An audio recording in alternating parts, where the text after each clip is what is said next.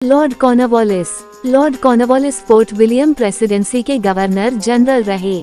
1786 ईस्वी में east India company ने एक उच्च वंश एवं कुलीन वृत्ति के व्यक्ति लॉर्ड कॉर्नवालिस को पिट्स इंडिया एक्ट के अंतर्गत रेखांकित शांति स्थापना तथा शासन के पुनर्गठन हेतु गवर्नर जनरल नियुक्त करके भारत भेजा। लॉर्ड कॉर्नवालिस 2 बार भारत के गवर्नर जनरल बनाए गए थे। पहली बार वे 1786 से 1793 ईस्वी तक तथा दूसरी बार 1805 ईस्वी में गवर्नर जनरल बनाए गए, किंतु अपने दूसरे कार्यकाल 1805 ईस्वी में लॉर्ड कॉर्नवालिस अधिक समय तक गवर्नर जनरल नहीं रह सके, क्योंकि कुछ समय बाद ही उनकी मृत्यु हो गई। कॉर्नवालिस ने अपने कार्यों से सुधारों की एक कड़ी स्थापित कर दी थी। लॉर्ड कॉर्नवालिस ने अपने शासन काल में कई सुधार किए। सर्वप्रथम अपने न्यायिक सुधारों के अंतर्गत कॉर्नवालिस ने जिले की समस्त शक्ति कलेक्टर के हाथों में केंद्रित कर दी व 1787 ईस्वी में जिले के प्रभारी कलेक्टरों को दीवानी अदालत का दीवानी न्यायाधीश नियुक्त कर दिया।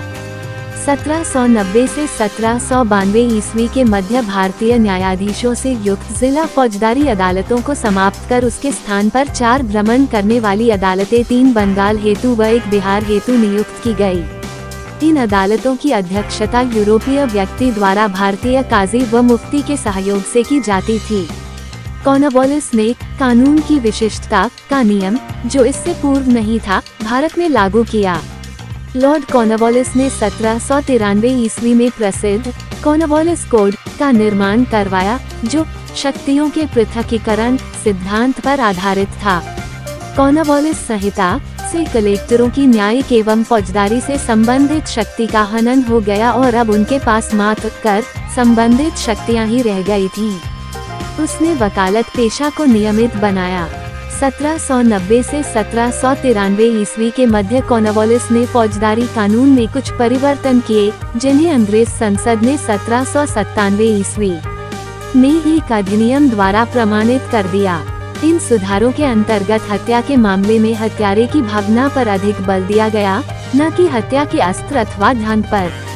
इसी प्रकार मृतक के अभिभावकों की इच्छा से क्षमा करना अथवा रक्त का मूल्य निर्धारित करना बंद कर दिया गया तथा अंग विच्छेदन के स्थान पर कड़ी कैद की सजा की आज्ञा दी गई। इसी प्रकार 1793 ईस्वी में यह निश्चित किया गया कि साक्षी के धर्म विशेष के मामले पर कोई असर नहीं पड़ेगा। लॉर्ड कॉर्नवालिस ने पुलिस सुधार के अंतर्गत कंपनी के अधिकारियों के वेतन में वृद्धि की और ग्रामीण क्षेत्रों में पुलिस अधिकार प्राप्त जमींदारों को इस अधिकार से वंचित कर दिया। अंग्रेज मजिस्ट्रेटों को जिले की पुलिस का भार दे दिया गया। जिलों को 400 वर्ग मील क्षेत्र में विभाजित कर दिया गया। जिलों में पुलिस थाना की स्थापना कर एक दरोगा को उसका प्रभारी बनाया गया। लॉर्ड कॉर्नवालिस को पुलिस व्यवस्था का जनक भी कहा जाता है।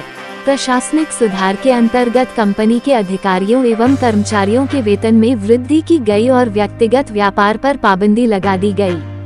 लॉर्ड कॉर्नवालिस ने प्रशासनिक व्यवस्था का यूरोपीयकरण किया। भारतीयों के लिए सेना में सूबेदार, जमादार, प्रशासनिक सेवा में मुंसिफ, सदर, अमीर या डिप्टी कलेक्टर से ऊंचे पद नहीं दिए जाते थे। बंगाल में भू राजस्व वसूली का अधिकार किसे दिया जाए तथा उसे कितने समय तक के लिए दिया जाए, इस पर अंतिम निर्णय कॉर्नवालिस ने सर जॉन शोर के सहयोग से किया और अंतिम रूप से जमींदारों को भूमि का स्वामी मान लिया गया।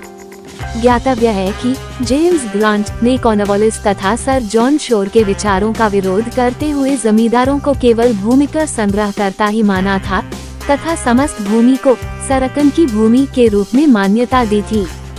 1790 ईस्वी में 10 वर्ष की व्यवस्था की गई, जिसे जॉन शोर की व्यवस्था के नाम से भी जाना जाता था, परंतु इस व्यवस्था को 1793 ईस्वी में स्थायी बंदोबस्त में परिवर्तित कर दिया गया।